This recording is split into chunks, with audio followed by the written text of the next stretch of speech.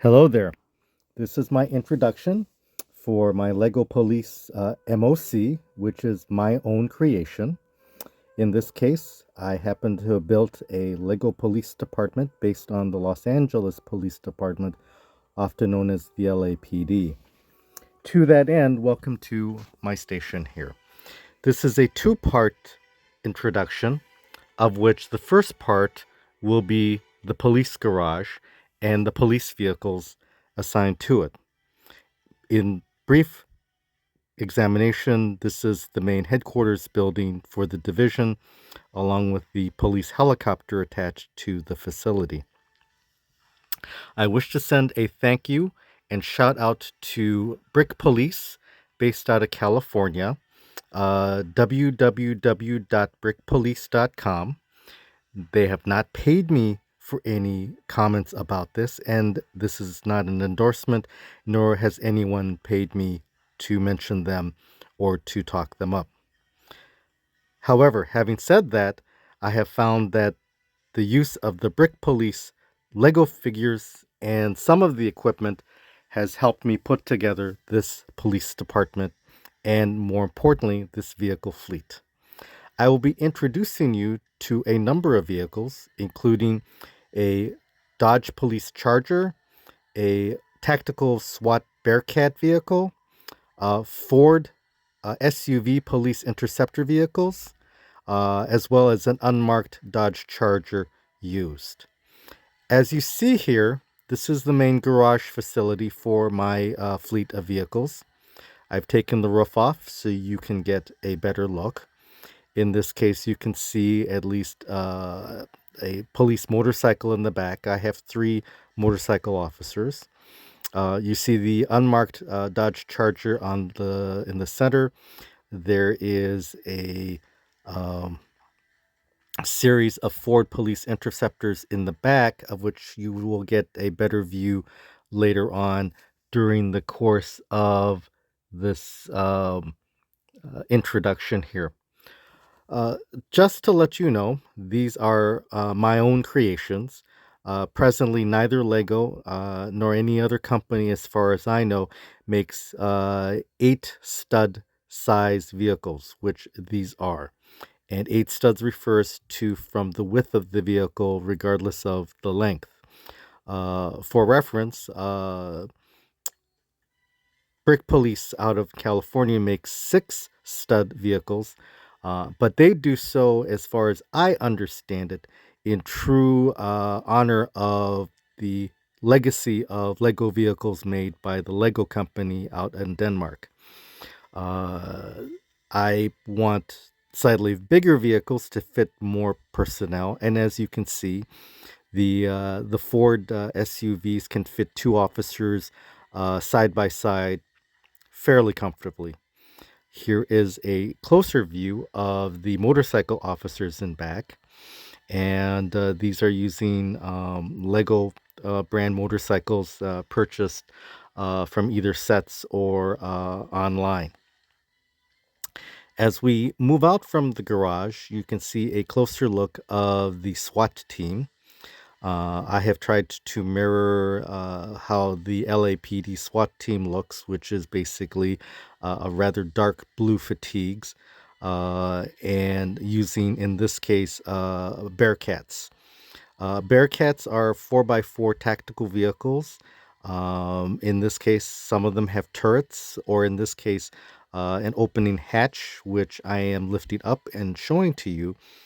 And raising up will also be a fire, uh, shooting portal that allows the officers to fire through the hatch. Obviously, again, it's not a revolving turret, but I make do with what I have with the materials. This is also, at minimum, an 8 stud width vehicle. As I will show you shortly in a closer view of the vehicle, all of the SWAT and Lego police vehicles have movable doors, um, hatches, trunks, so that you can examine on the inside. As we finish in terms of the view of the tactical hatch, we will soon shortly be moving to a much closer view of the Bearcat. Presently, we will have the Dodge Charger back up into the garage, which will give us a much more unobstructed view of the Bearcat. The Bearcat, is my understanding, is the principal tactical vehicle used by the LAPD.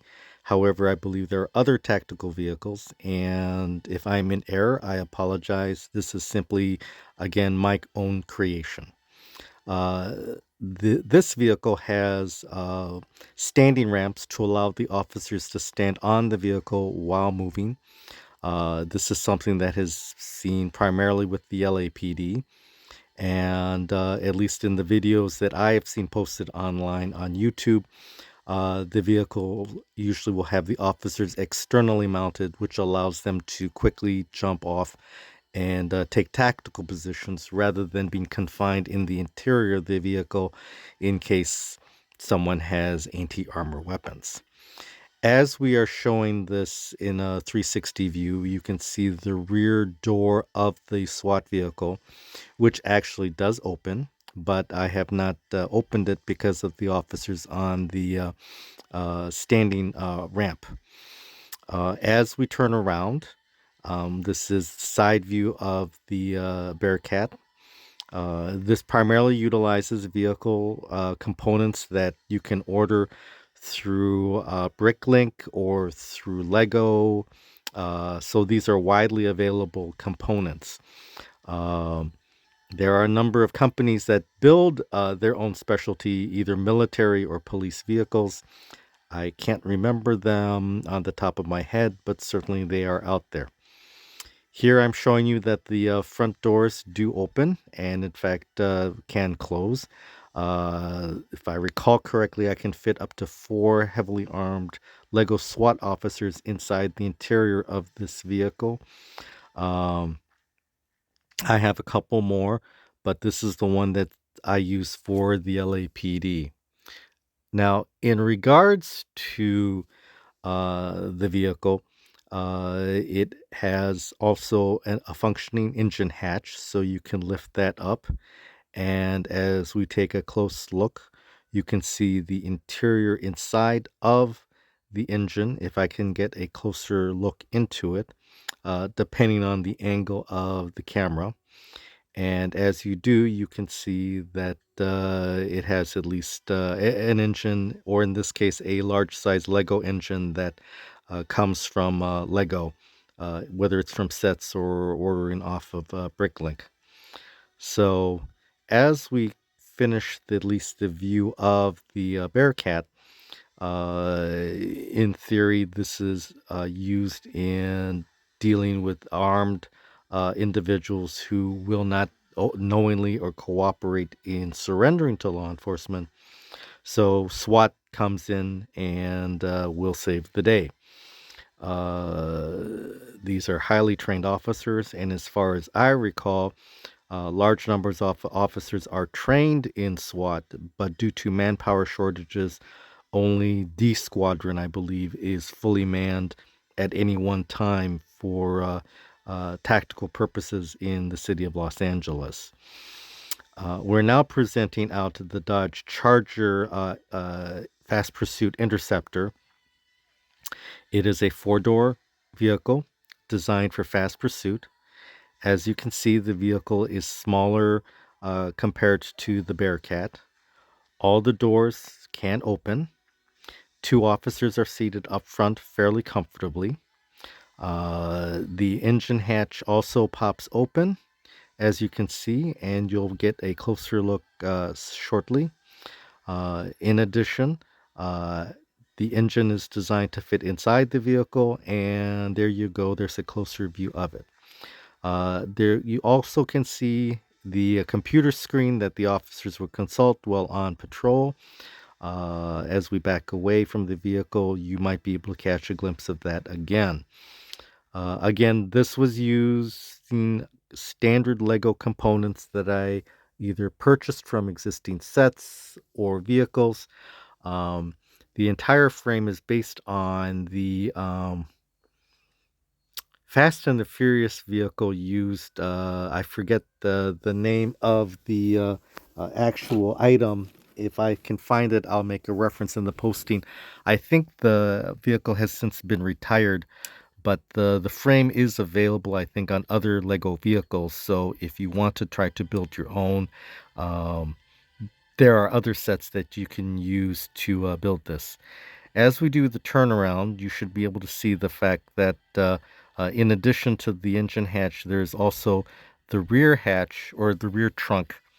And at some point, as I back up, you may or may not be able to see that you can put items in the back trunk. In this case, because there's some black posing platforms, it doesn't give you the best of views, but there's also a not great shot of a assault patrol rifle in the back trunk for the officers to utilize. So backing away from the Dodge Charger, you can see that with the vehicle's doors all easily flexible, it allows for easy ingress and egress to get into the vehicle. For prisoners, it's a little bit tougher because it's a smaller vehicle and it's designed primarily for pursuit and not necessarily for transport. As we close this up and return this back into its patrol format, you can see that again, this is all connected together by standard Lego studs. None of these vehicles have any glue or any permanent markers onto them. They're like any other Lego creation. They have to be put into the studs, and if they fall apart, well, you got to put them back together. All right, we're now putting the Dodge Charger back into the garage, and we are going to also back up the Bearcat as well too, because I will need more room to exhibit the next vehicle which is coming up, and that is the Ford SUV police interceptor vehicle. And if you see behind the garage door, there's a newscaster and her cameraman taking what we call standard shots of footage for any police interviews at the police station, or in this case, the divisional location. Coming up now is the Ford Police Interceptor SUV. Uh, it is, I think, a fairly recent introduction, at least within the last 10 years, for this, slowly replacing the, it'll come to me, the other types of vehicles. I just can't think of it off the top of my head. So anyway, this is the Ford Police SUV Interceptor. It's a four-door vehicle. The doors can fully open. Room for two officers side by side in the vehicle. There's also enough room to put in prisoners in the back area, and there's in fact a mesh screen in the separating the officers in front with the prisoners in back. We now have the engine hatch lifting up as well as the uh, rear hatch door in the back opening up for people to see. The vehicle hatches are fully extended and can allow for easy access into the vehicles. As we pivot, you should be able to soon see the engine block that's located in the front of the vehicle. And again, that's to reflect that, without an engine, the vehicle isn't going to go anywhere. You'll see the headlights. You'll see also the red and blue um, flashing lights, both in front as well as on top. And as we do the spin around to the right side, you can see that again the doors open. All of these vehicles carry the logo for the City of Los Angeles Police Department. And again, there technically could be more lettering, but for now, this is what goes on to at least my creations. As we start pivoting to the back, you can see that there's plenty of room for the prisoners to sit in or lie in or fold in, depending on if they're handcuffed.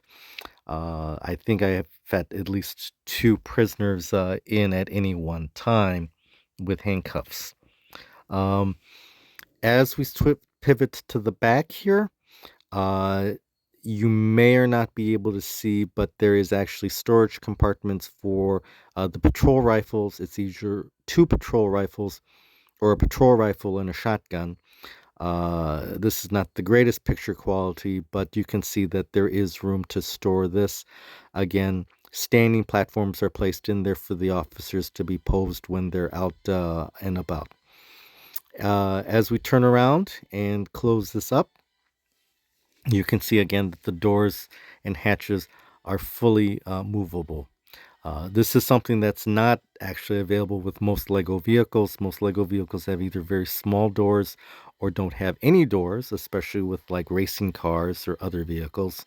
So this, I think, is a unique aspect in that it looks like a real vehicle, albeit it's in a Lego miniaturized style. Uh, the vehicles are again movable. I have not yet considered putting an electrical motor in them because that's a little bit something down the road for me to consider, but they certainly can move if you push them along a flat surface. They do have pretty good mobility, and the wheels all move. So we're now backing the Ford SUV Interceptor back into the garage, and then we're going to probably bring out the Dodge Police Charger Interceptor out for one last view. This is primarily to at least have one of the officers come out so you can see the LAPD officer. You'll get a better view when I do my second review of the station. And again, it's my interpretation. It does not necessarily reflect that it's an actual police station with the LAPD. The LAPD is organized into three major bureaus, not counting special services or other units. I take that back. This is the Dodge Charger. That's the unmarked vehicle. In this case, I have it tasked for my two detectives in the vehicle, which you may or not be able to see. And if they're not using it, then SWAT officers could also use the vehicle. You can see the red and blue flashing lights available for the vehicle in case they have to go on a code 3 response. As we turn the vehicle around, you can see that again all the doors open, and you can also see my detectives that are sitting in the vehicle. Also, as you can tell at the back hatch, trunk hatch does open, and hopefully you'll get a quick glimpse of that as well too. Not much room for a third passenger in the back, but again, these are designed for traditionally speed and high pursuit, not necessarily for transporting prisoners. That's where you'll bring in either vans or, in this case, the Ford SUV interceptors to do this. On a side note, if I recall, I believe the Ford police SUVs can accelerate to a very high rate of speed, which makes them useful in high pursuit chases. So as we turn around, the grand total of vehicles that I have with my own creation is a total of 8 vehicles. That is that it's the one Bearcat, the 3 Dodge Chargers, and then the 4 Ford SUVs.